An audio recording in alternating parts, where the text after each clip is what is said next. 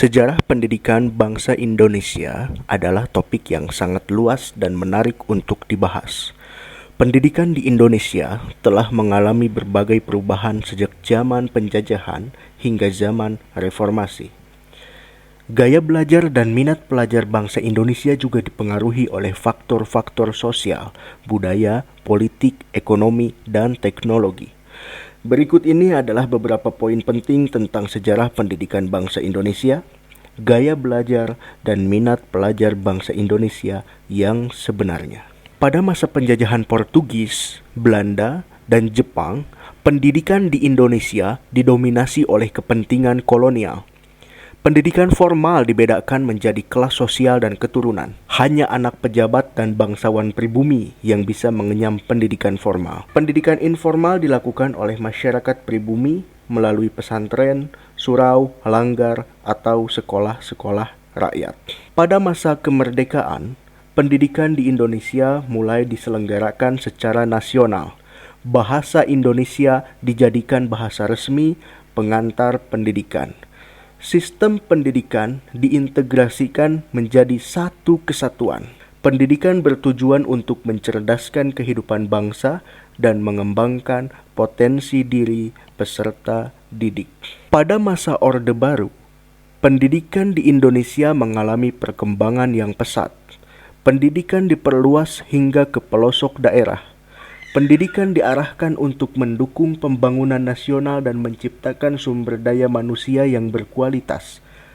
Pendidikan juga dijadikan sebagai alat untuk menanamkan ideologi Pancasila dan persatuan nasional. Pada masa reformasi, pendidikan di Indonesia menghadapi berbagai tantangan dan permasalahan. Pendidikan diharapkan dapat menjawab kebutuhan zaman yang semakin kompleks dan dinamis. Pendidikan juga dituntut untuk lebih demokratis, transparan, akuntabel, dan partisipatif. Pendidikan harus mampu mengembangkan kreativitas, kritisme, dan kemandirian peserta didik.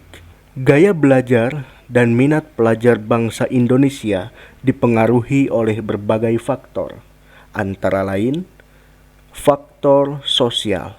Pelajar bangsa Indonesia cenderung lebih suka belajar secara kolaboratif daripada individual. Pelajar bangsa Indonesia juga lebih menghargai hubungan interpersonal dengan guru dan teman sebaya.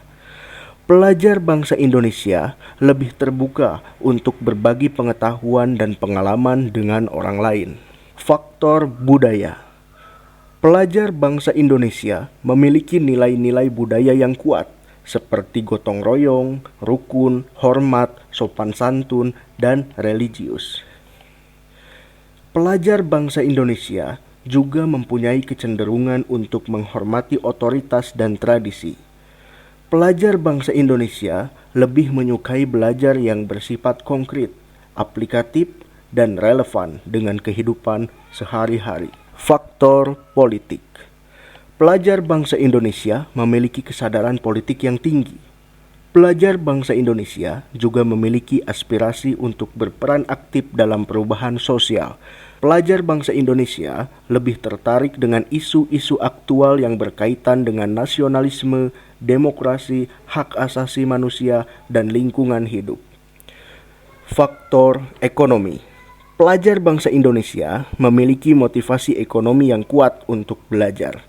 Pelajar bangsa Indonesia berharap dapat meningkatkan kesejahteraan diri dan keluarga melalui pendidikan. Pelajar bangsa Indonesia lebih memilih jurusan atau bidang studi yang memiliki prospek kerja yang baik di masa depan. Faktor teknologi. Pelajar bangsa Indonesia sangat akrab dengan teknologi informasi dan komunikasi, TIK. Pelajar bangsa Indonesia memanfaatkan TIK sebagai sumber belajar yang mudah diakses dan dijangkau.